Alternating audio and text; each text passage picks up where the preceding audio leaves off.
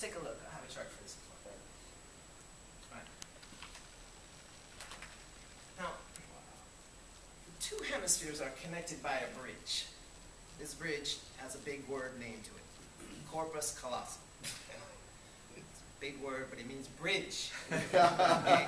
Translated, bridge.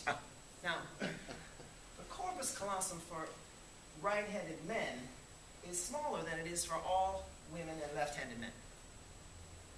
Right-handed men tend to bifurcate. They tend to be in one lobe or the other. This is the reason when a man is concentrating, if you attempt to interrupt him, he gets agitated. Men like to do one thing at a time. Right? Yes.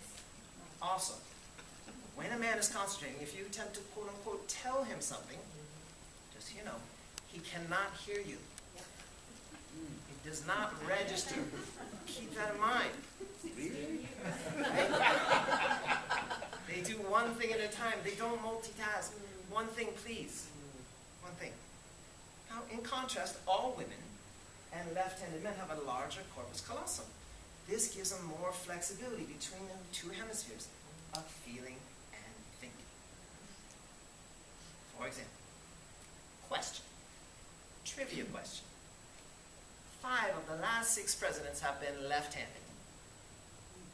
Guess who was it? Anyone? George Bush. Jr., by the way.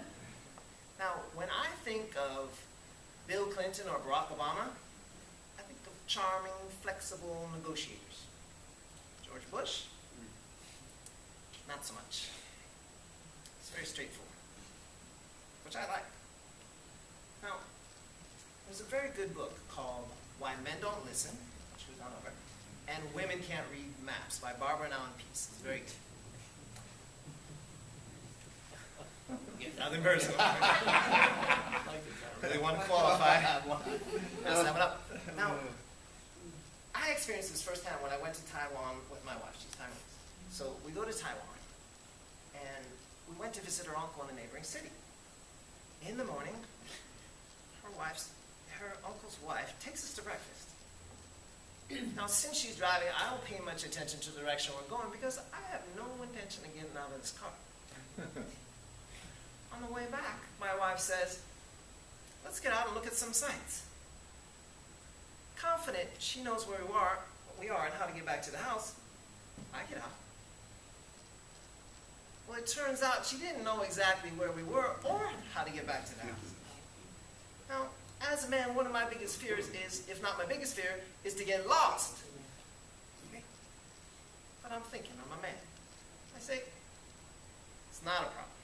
We'll call the house. Well, it turns out she left the cell phone at the house.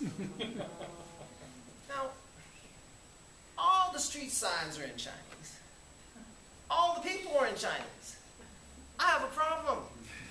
I'm lost.